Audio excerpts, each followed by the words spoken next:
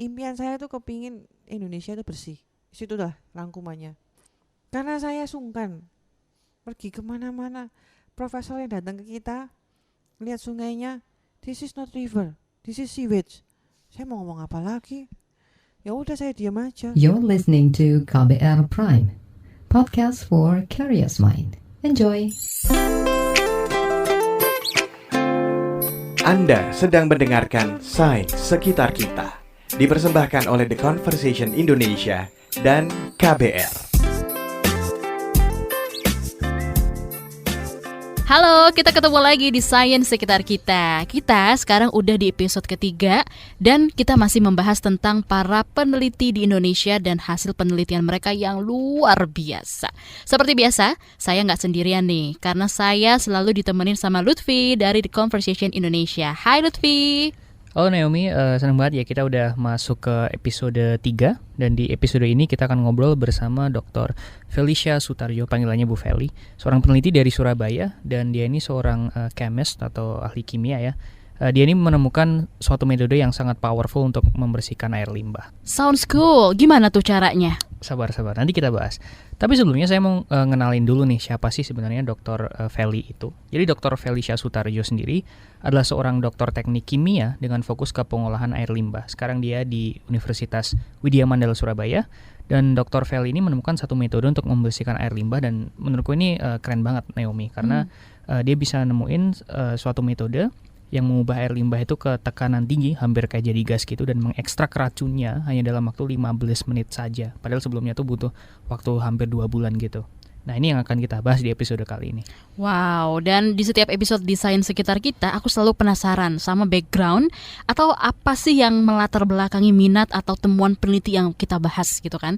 Kalau Dr. Feli, apa nih yang ngebuat dia jadi tertarik menciptakan metode untuk membersihkan air limbah?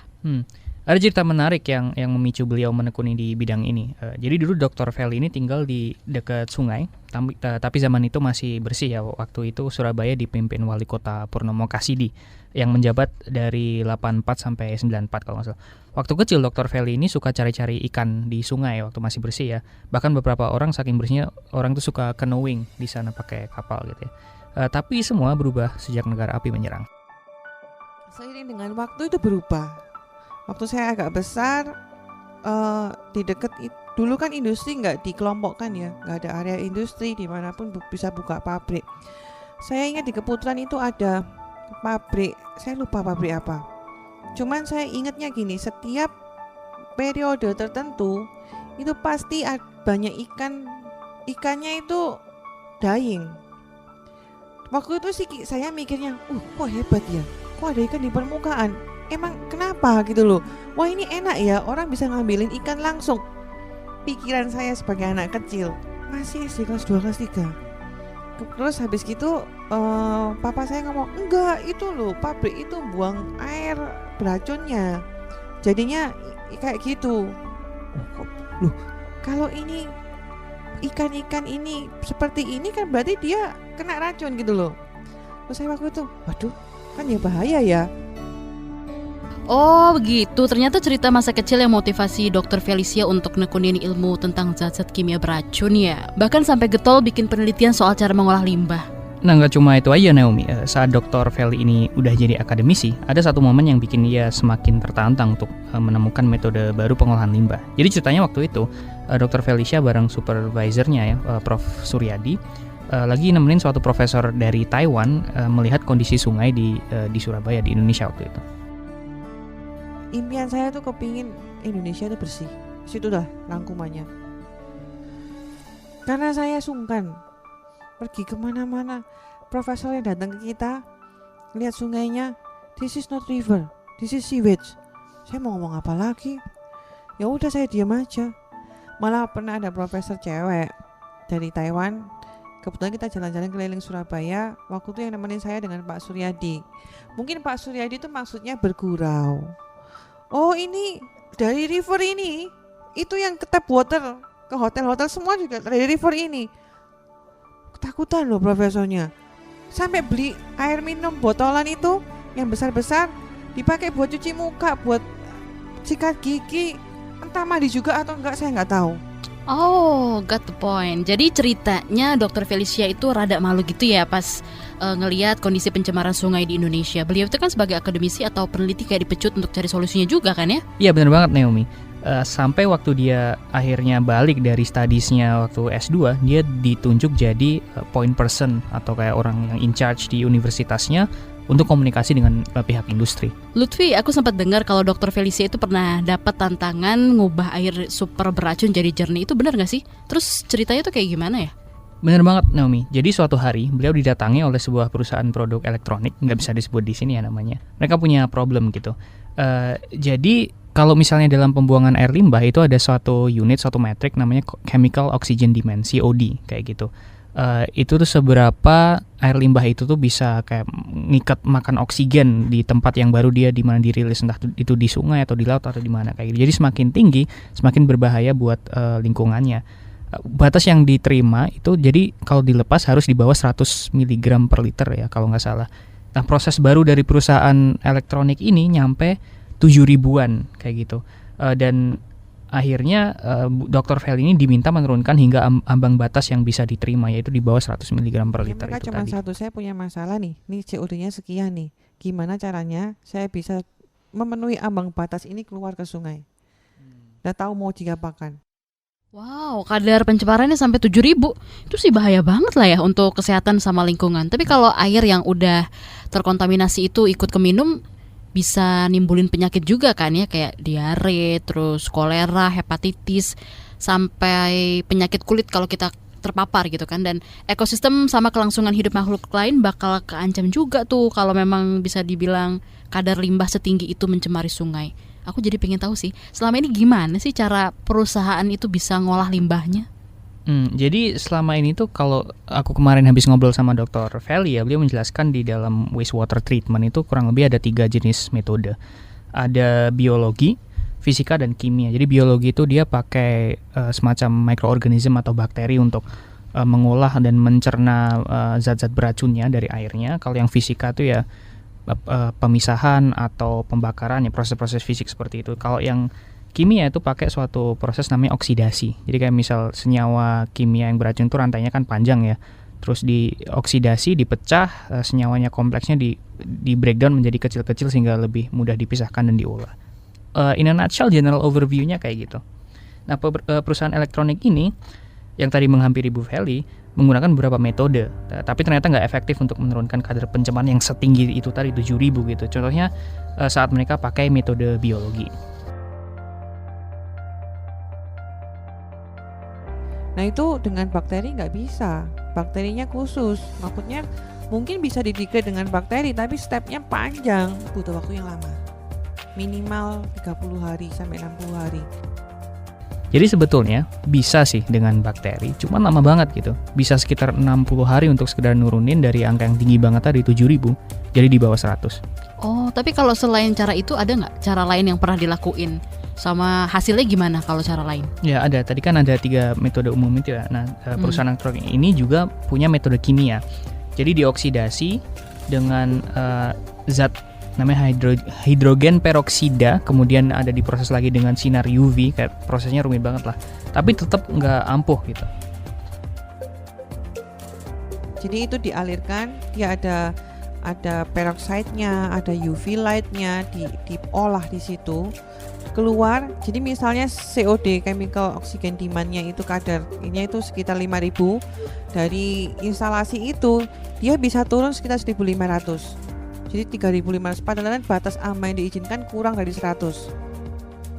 Selain itu, bermain dengan zat-zat yang UV reaktif itu juga bahaya sebagaimana yang akan diceritakan oleh Dr. Feli. Jadi tukangnya mereka itu sempat bersihin itu tangki, keluar siang kulitnya melepuh karena catnya itu UV reaktif. Wah, rumit ya, pusing gak sih udah gonta-ganti metode tapi tetap gak berhasil. Aku jadi makin penasaran nih, gimana sampai akhirnya Dr. Felicia ini nemuin metode yang lebih jitu. Nanti sabar ya, kita break dulu sekarang. Anda sedang mendengarkan season kedua dari Sains Sekitar Kita. Jangan lupa untuk dengarkan season pertama dari Sains Sekitar Kita di KBR Prime dan juga platform podcast lainnya. Kamu masih dengerin Sains Sekitar Kita, ada Naomi dan Lutfi juga dari TCID. Kita masih ngobrol bareng juga sama Dr. Felicia. Beliau adalah seorang peneliti dari Universitas Widya Mandala Surabaya. Dan kita lagi ngebahas tentang penanganan limbah dengan metode yang ditemuin sama Dr. Felicia. Pasti banyak ya yang penasaran banget sama ceritanya bagaimana Dr. Fel ini bisa menemukan metodenya. Aku sih iya, penasaran banget. Pasti melalui proses yang panjang banget kan ya? Ya bener banget Naomi. Kalau kata orang sih there is no shortcut to success ya. Of course. Jadi Dr. Feli ini harus ngelewatin trial error yang banyak yang berkali-kali gitu. Pertama, dia mau coba lihat apakah bisa improve proses biologinya dengan pencernaan bakteri tadi. Pakai berbagai macam, entah mikrobanya dari tanah lah apa, kita masukin, kita kasih nutrien, biarin tuh dia kerja. Waduh, masih tinggi, 5.000, 6.000 lah. Setelah dicoba ternyata nggak cukup berhasil. Jadi Dr. Feli nyoba lagi step kedua dengan metode kimia. Metode kimia tuh yang kayak gimana tuh maksudnya?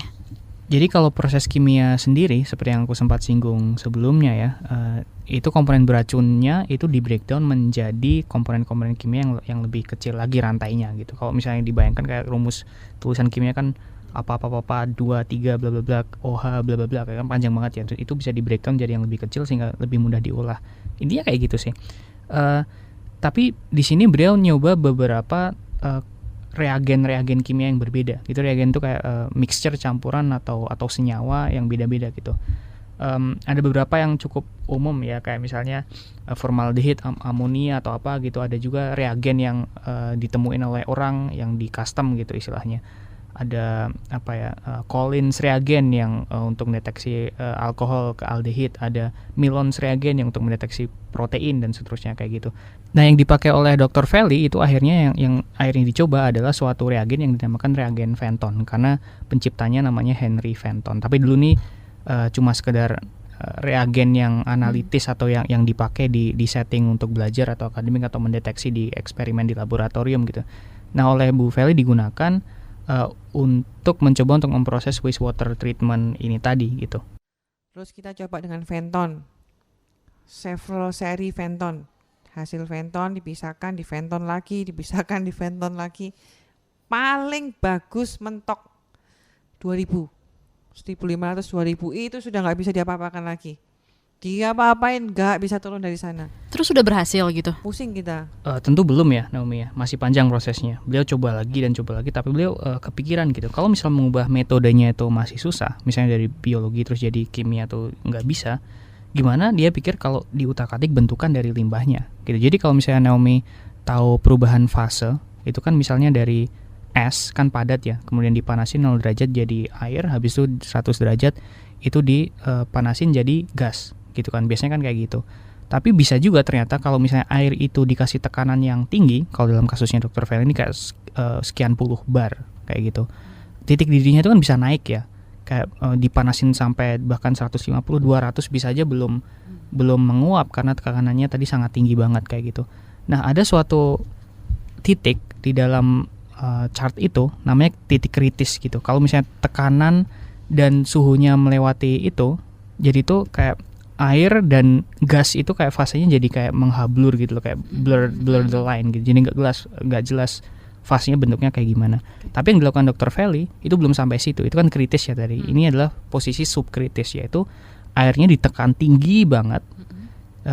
Tapi dipanasinnya cukup sedemikian sehingga belum masuk ke posisi kritis yang nggak jelas antara air dan gas, tapi masih air bertekanan tinggi. Tapi dia galau gitu, mau jadi gas nggak ya? Dia masih air tapi mau jadi gas nggak ya? Dalam posisi air bertekanan tinggi yang galau ini, mau antara liquid atau gas, itu lebih mudah untuk mengekstrak kotoran, komponen kotornya dari air limbahnya. Akhirnya waktu itu kita dapat hibah reaktor subcritical itu dari Taiwan Tech. Jadi kerjasama penelitian kita dengan Taiwan Tech cukup bagus. Saya juga alumni dari sana. Jadi kerjasamanya bagus. Kita dikasih reaktor itu, kita ambil itu, kita masukin tanpa Fenton. Waktu itu nggak ada kepikiran Fenton, masukin aja coba di subkritis. Mungkin dengan subkritis oksigennya kan reaktif, bisa oke. Ternyata tanpa apapun bisa turun subkritis saja bisa turun. Bagus ini. Kira-kira 40% turun, 40-50% turun, 98% turun. Terus kita mikir, loh ini subkritis saja bisa turun, berarti punya hope. Wow, ternyata panjang banget ya prosesnya. Makanya itu bisa dibilang powerful banget ya. So what she did after this was, jadi dia menggabungkan dua metodenya yang sebelumnya cukup oke gitu. Tadi kan dia udah nyoba reagen Fenton yang udah nurunin sekian ribu. Kemudian tadi diubah jadi fase subkritis aja juga nurunin sekian ribu. Gimana kalau digabung gitu dalam fase subkritis, tapi ngolahnya kimianya pakai reagen Fenton gitu? Apa yang akan terjadi kayak gitu? Terus kita brainstorming, coba yuk kita kasih reagen Fenton. Nah itu kita play around dengan reagen Fenton, konsentrasinya berapa persen yang harus ditambahkan, sampai kita akhirnya dapat, sekian ini optimal, bisa 98% turun. Dan akhirnya setelah nemu ini, itu eureka moment bagi timnya Dr. Feli karena 3 hal penting. Yang pertama, ini adalah metode yang super powerful. Pasti yang masih powerful. So far yang kimia yang saya tahu ini kombinasi ini. Yang kedua, ini cuma butuh waktu 15 menit. Jadi 15 menit itu proses limbahnya di breakdown, dimana kalau dengan biologi mungkin butuh 60 hari. Yang ketiga, belum ada peneliti yang mencoba kombinasi metode ini sebelumnya.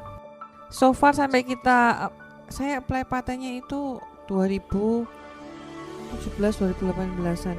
Prosesnya kan lama tuh. Belum waktu itu sih nggak ada. Terus jurnal penelitian Fenton banyak, tapi Fenton subcritical nggak ada. Wah, itu pasti jadi momen yang bisa dibilang sangat membanggakan ya. Apalagi setelah rangkaian panjang tahapan yang harus dilewatin. Tapi pertanyaan saya sebagai orang Indonesia, ya kan, di sini kan lagi zamannya dikit-dikit viral, dikit-dikit viral. Nah, kenapa sih Dr. Felicia yang udah nemuin sesuatu yang bisa dibilang monumental kayak gini, terus kenapa nggak diviralin gitu, nggak jadi seleb gitu? Tadi itu good question Naomi, kalau kamu nanya seperti itu. Jadi gini, masalahnya karena metode powerful ini ya, walaupun ampuh, cuman masalahnya itu kalau di scale up ke instalasi skala industri yang ukuran device-nya tuh kayak gede, duitnya tuh butuh banyak banget. Second problem adalah scale up. Karena kalau skala kecil apapun possible lah. Scale up itu yang seninya yang nggak gampang. Oke, kita kan ada progress report. Jadi kita bawa ke sana, kita ngomong ini progresnya Pak. Seneng. Terus gimana Bu penerapannya? Nah ini. Second step, saya ngomong, saya akan bikin reaktor yang lebih besar. Nah di sana nanti kita uji coba lagi. Nah waktu bikin reaktor yang lebih besar, saya sih kepinginnya 10 kali lipat waktu itu 1 liter. Tapi kesulitan juga bikin reaktornya. Kan ke bengkel biasa gitu, bagaimana nyari solid steel, karena kan asam itu nggak bisa pakai besi biasa. Solid steel harus ngelubangin bobot dan sebagainya, bikin sealnya. Waduh, itu tantangan banget. Reaktornya memang tantangan terbesar. Perusahaan itu mundur di instalasinya, karena instalasinya bukan hitungan ratusan juta. Reaktornya tuh M, yaitu tekanan. Yang tekanan tinggi itu yang jadi kuncinya. Karena kita beli yang subcritical itu reaktor kecil loh, itu udah berapa ratus juta. Dan ada beberapa sebenarnya perusahaan yang approach beliau gitu, tapi ya gitu, mereka minta specs yang membutuhkan development fund, uang yang timnya Bu Felicia tuh waktu itu nggak bisa menuhin gitu. Dengan perusahaan perusahaan Indonesia pun yang harganya masih mending, itu tetap mikir-mikir karena saking butuh costnya gede banget. Waktu itu saya coba kontak beberapa perusahaan yang buat alat. Itu cuma ada 1 atau 2 yang berani untuk kirim penawaran. Kalau ada 1 lagi perusahaan Malaysia, waktu kita sebagai konsultannya kan, karena kita yang projectnya di kita. Nah waktu kita ngobrol dengan mereka, itu come up dengan harga yang mahal. Tapi yang di Indo tuh mestinya yang dari Surabaya nggak, ya lumayan reasonable harganya, tapi mungkin nggak tahu pertimbangan apa sehingga dipending. Sehingga mereka masih menempuh cara yang lama lagi. Wah, sayang banget ya, selalu ada cobaan atau tantangan di setiap hal baik gitu yang bakal dilakuin. Salah satunya kayak gini-gini nih. Ya gitulah, sebuah kisah lagi-lagi tentang ilmuwan yang penemuannya nggak bisa direalisasikan. Investor. Kalau modal sendiri nggak ada. Kalau saya pribadi, saya lebih cenderung kepingin ke konsultan, sebagai konsultannya. Kalau bikin perusahaan sendiri, mungkin sense of business saya nggak segede itu, kan bukan bidang saya juga. Tapi kalau ada orang yang bikin punya investor mau ya boleh lah. Cuman itu milestone yang kita dapatkan dan grup kita cukup bangga, cukup senang dengan itu. Selain impian kita kepingin jadi konsultan, solving the problem. Seru banget ya pembahasan sains sekitar kita kali ini. Jadi tahu nih gimana sulitnya mengolah air limbah. Bakal cukup ngebantu juga ya kalau kita ikut ngurangin volume limbah misalnya. Hal yang simpel banget dengan tidak membuang sampah ke sungai aja. Dan juga menggunakan bahan-bahan yang ramah lingkungan. Nah, di episode selanjutnya kita akan mengajak teman-teman membahas bagaimana sih bencana alam itu bisa mendorong lebih banyaknya pernikahan anak di Indonesia. Menarik nggak tuh? Wow, cool. Aku pengen tahu, aku kepo. Nanti kita bakal bahas itu ya di episode selanjutnya. Nah, buat kamu untuk masukan dan saran, bisa kirim email ke podcast@kbrprime.id. Podcast ini bisa didengerin di KBR Prime, Spotify, dan juga platform untuk mendengarkan podcast lainnya. Ikutin juga update soal podcast sains sekitar kita di media sosial KBR, juga di Conversation Indonesia. Bye!